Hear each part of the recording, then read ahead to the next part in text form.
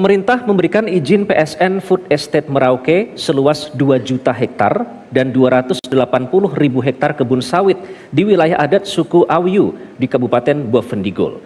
Padahal Komite Anti Diskriminasi Rasial PBB pada tahun 2011 menyatakan proyek MIFE seluas 1,5 juta hektar di Merauke adalah pelanggaran hak-hak masyarakat adat yang merupakan bentuk diskriminasi rasial. Pertanyaannya, apa langkah strategis paslon untuk menyelesaikan pelanggaran hak masyarakat adat dan mencegah agar tidak berulang? Waktu Anda untuk menjawab 2 menit, silakan. Terima kasih waktu yang diberikan kepada kami. Pertama-tama kita harus bersyukur bahwa Papua Selatan ini ditunjuk oleh pemerintah sebagai daerah untuk state ya. Itu kita para orang Papua harus bersyukur dan berterima kasih karena Papua Selatan inilah salah satu langkah strategis yang dibuat oleh pemerintah untuk membangun kemakmuran masyarakat di Papua Selatan, pada khususnya pada umum negara kesatuan Republik Indonesia. Kami melangkah bahwa kalau saya sebagai gubernur bahwa hak-hak rakyat, hak ulayat itu harus diakui karena Undang-Undang Agraria juga mengakui hak-hak ulayat itu. Makanya oleh sebab itu sebagai pemerintah saya akan memfasilitasi masyarakat dengan pemerintah yang sebaik-baiknya sehingga masyarakat paham bahwa benar real estate ini pembangunan datang untuk membangun masyarakat Papua Selatan. Sosialisasi dulu kepada masyarakat. Jangan tiba-tiba langsung datang, masyarakat akan kaget. Masyarakat Papua Selatan ini terbuka loh untuk pembangunan. Beda mungkin dari daerah lain. Tapi masyarakat Papua Selatan sungguh-sungguh terbuka untuk pembangunan. Maka oleh sebab itu kalau saya menjadi gubernur, saya akan fasilitasi masalah sehingga masalah bisa berjalan dengan baik demi kesejahteraan Papua Selatan. Terima kasih. Baik, masih ada waktu? Mungkin ingin menambahkan? Baik, masyarakat yang punya hak ulayat. Hak ulayat ini tentunya kita harus duduk bersama. Yang pertama adalah stakeholder yang ada, OPD terkait dan juga bapak-bapak dari MRP. Ini bagian juga dari kepanjangan tangan untuk pemerintah bersama masyarakat bagaimana penanganan terhadap persoalan-persoalan hak ulayat yang ada di daerah kelapa sawit maupun perkebunan yang ada sehingga semua bisa terakomodir dengan baik. Aspirasi itu sangat penting dari bawah sehingga kami pemerintah harus Pembukaan lapangan kerja yang berbasis eksploitasi sumber daya alam cenderung merugikan ekonomi lokal, bahkan merusak ekosistem dan menimbulkan marginalisasi. Pertanyaannya, langkah strategis apa yang akan paslon tempuh untuk penciptaan lapangan kerja dalam 5 tahun ke depan di Papua Selatan dengan tetap menjaga budaya masyarakat adat dan kelestarian alam? Silakan, 2 menit waktu Anda. Baik, Papua Selatan hari ini usia pencari kerja cukup banyak dan untuk itu ke depan memang perlu lapangan kerja yang memenuhi syarat untuk bagaimana mengakomodir tenaga kerja baik di sektor pemerintahan maupun di sektor swasta, khususnya yang berkaitan dengan sektor swasta terutama dengan bidang investasi. Maka suka tidak suka penataan harus dilakukan dengan baik, terutama apabila kaitannya dengan menggunakan lahan yang merupakan kepemilikan masyarakat ulayat, masyarakat pemilik lokal. Nah, ini perlu komunikasi yang efektif dan efisien sehingga hak dasar masyarakat sebagai pemilik pertama harus dihargai. Kedua, teman-teman investor yang dengan sangat terbuka kami membuka kesempatan untuk bisa investasi di Merauke, betul-betul harus sesuai dengan prosedur yang berlaku. Apabila dalam ruang investasi secara teknis ada klaster tertentu, klaster ruang yang berkaitan dengan kepemilikan ulayat, misalnya dengan hutan adat, di dalamnya ada pohon sagu, pohon rumbia, atau itu tanah adat, atau itu ada daerah aliran sungai, itu adalah daerah tangkapan air yang berkaitan dengan ekologi, harus menjunjung tinggi aturan lingkungan dan tata ruang, dan ini pasti dilakukan. Tetapi juga dengan terus memberikan kesempatan dan akan ada kebijakan afirmasi untuk bagaimana orang asli Papua yang merupakan pemilik ulayat itu harus menjadi tuan dalam ruang kerja investasi yang ada. dan juga orang Merauke, orang Mapi, Bovendigul secara keseluruhan.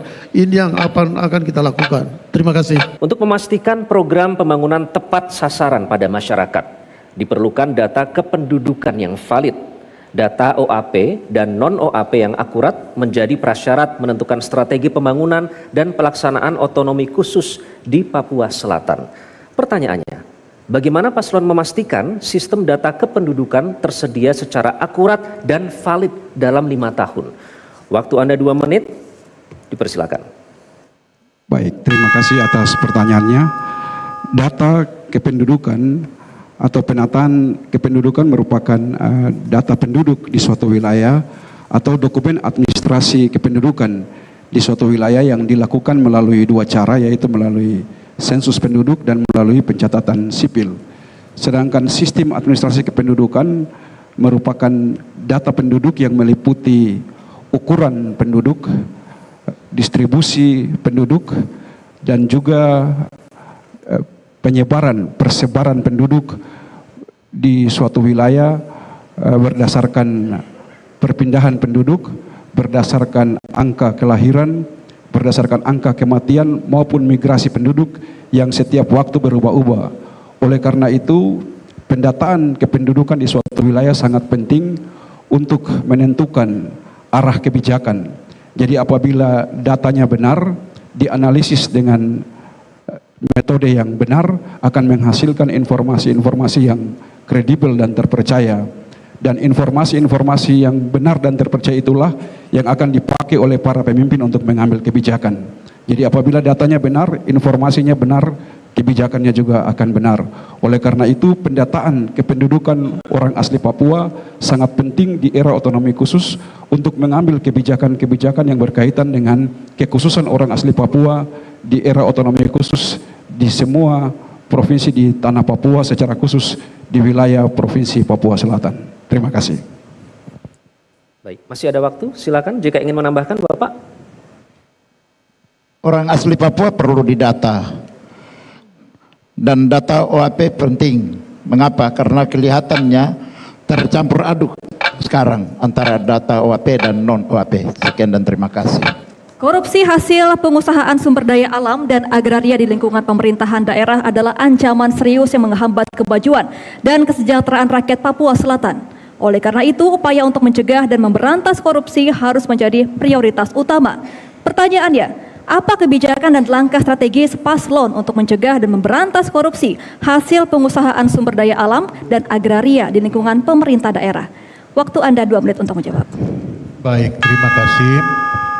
Memang kalau di Republik Indonesia ini kalau berbicara masalah korupsi, memang itu sangat urgent. Ya, apabila kami 2 terpilih jadi Gubernur Papua Selatan, maka di dalam program kami menyangkut masalah korupsi, yang kami akan lakukan adalah reformasi birokrasi. Yang kedua, pelindungan. Yang ketiga adalah penegakan hukum. Karena di dalam penyelenggaraan pemerintah ini, itu sangat-sangat di Indonesia ini sangat terkelihatan. Ya, makanya apabila kami 2 terpilih, maka kami akan menegakkan hukum sesuai dengan hukum yang berlaku di Republik Indonesia. Terima kasih. Baik. Waktu masih ada, Bapak, ada yang ingin ditambahkan? Ya, saya kira pencegahan itu sangat penting. Antara lain bagaimana kita melakukan debirokratisasi pemerintahan, sehingga di situ akan dilakukan tentang pendidikan tentang korupsi. Itu salah satu pencegahan. Seperti itu. Terima kasih. Ekosistem Provinsi Papua Selatan memiliki flora dan fauna yang sama uniknya dengan wilayah utara Australia. Masyarakat aborigin di Australia dan suku-suku Papua di selatan memiliki kemiripan tradisi dan budaya yang dapat menjadi destinasi wisata yang menarik. Pertanyaannya, apa langkah konkret paslon untuk mengembangkan potensi tersebut dalam membangun industri pariwisata berbasis lingkungan dan budaya di Provinsi Papua Selatan? Waktu Anda 2 menit, dipersilakan. Baik, untuk wilayah Papua Selatan dalam pengembangan potensi pariwisata secara keseluruhan, untuk yang berkaitan dengan sektor panorama atau wisata alam, ini perlu rekayasa yang cukup baik agar betul-betul panorama alam yang ada di Papua Selatan itu harus menjadi satu daya tarik yang luar biasa.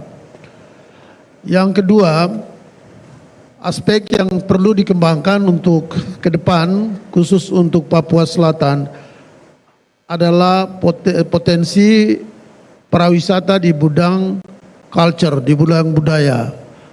Seperti ada budaya Asmat, pameran budaya Asmat, sehingga memang sektor kebudayaan menjadi prioritas utama bagi kita. Yang berikut misalnya di Merauke sendiri, khusus untuk Pulau Kimam ada sektor kebudayaan yang berkaitan dengan bagaimana orang mempertahankan kekayaan pangan di suku di Kimahima, yaitu Dambo, di mana ketersediaan pangan lokal itu menjadi hal utama.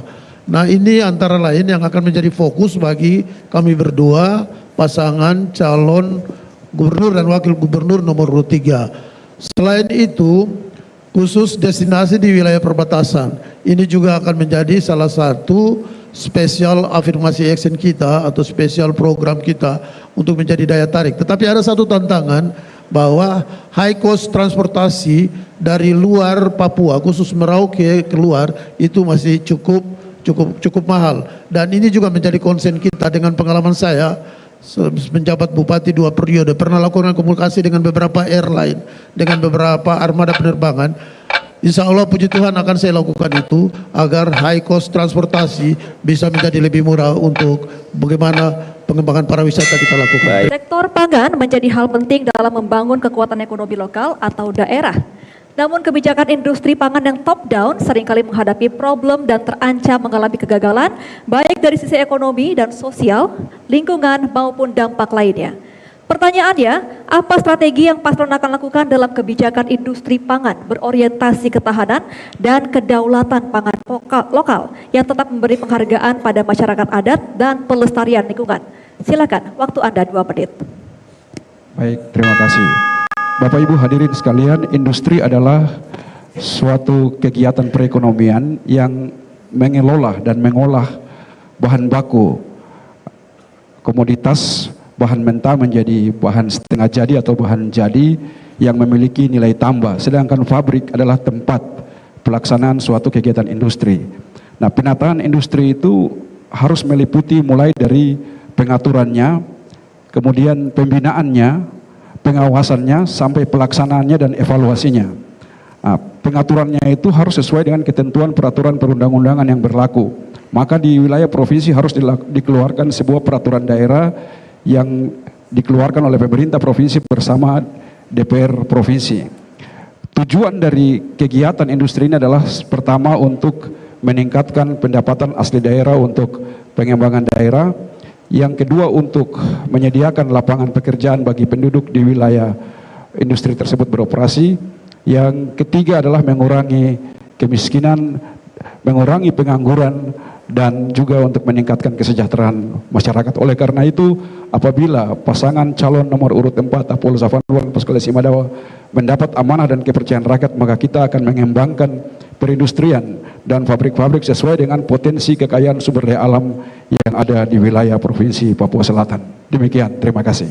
Penguatan kolaborasi dalam konteks pencegahan, pemberantasan, penyalahgunaan, dan peredaran gelap narkoba atau P4GN adalah upaya strategis untuk melibatkan berbagai pihak secara terintegrasi dalam menangani permasalahan narkoba dan minuman keras. Pertanyaannya, bagaimana Paslon mengelola potensi-potensi yang ada di Papua Selatan dalam rangka mendukung P4GN dan pembatasan minuman keras? Waktu Anda 2 menit, silakan. Baik, terima kasih. Memang kami di Provinsi Papua Selatan memang salah satu yang terjadi banyak kasus ya di Provinsi Papua Selatan. Yang pertama sekali itu menyangkut masalah minuman alkohol. Ya, apabila kami terpilih jadi Gubernur Papua Selatan, kami berdua, maka kami akan melakukan pencegahan akan menutup pintu-pintu masuk, terutama minuman alkohol ini kami akan tutup apabila kami terpilih. Kemudian pintu-pintu masuk udara, laut, dan darat kami juga akan melakukan pencegahan agar supaya minuman alkohol ini jangan sampai beredar lagi untuk di Provinsi Papua Selatan. Kemudian menyangkut masalah narkoba, ya kami akan melakukan pencegahan karena kami terletak di daerah perbatasan antara daerah Papua Nugini dan Indonesia. Itu juga salah satu pintu masuk narkoba. Ya, inilah yang akan kami buat salah satu strategi menyangkut masalah keamanan antara perbatasan jalur masuk dan juga laut juga kami akan melakukan pencegahan supaya barang-barang ini jangan sampai masuk lewat laut dan juga udara.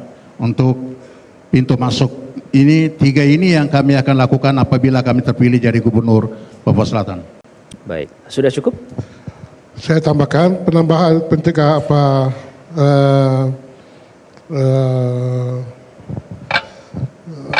untuk narkoba itu kita harus penegakan hukum. Baik. Konflik agraria sejak 2010 di Papua Selatan seperti Mive Merauke seluas 1,5 juta hektar, PSN Food Estate Merauke seluas 2 juta hektar, dan 280.000 hektar kebun sawit di wilayah adat suku Awiyu di Kabupaten Boven Digol terus menjadi persoalan. Dalam pengusahaan sumber daya alam di banyak tempat menimbulkan konflik dan sengketa dengan masyarakat adat, kemiskinan, kriminalisasi, dan pelanggaran HAM lainnya. Pertanyaannya, apa langkah konkret yang akan paslon ambil untuk mengurangi sengketa agraria dan solusi penyelesaian secara adil serta diterima oleh masyarakat adat Papua? Waktu Anda 2 menit, silakan. Terima kasih. Seperti tadi saya sedikit jelaskan bahwa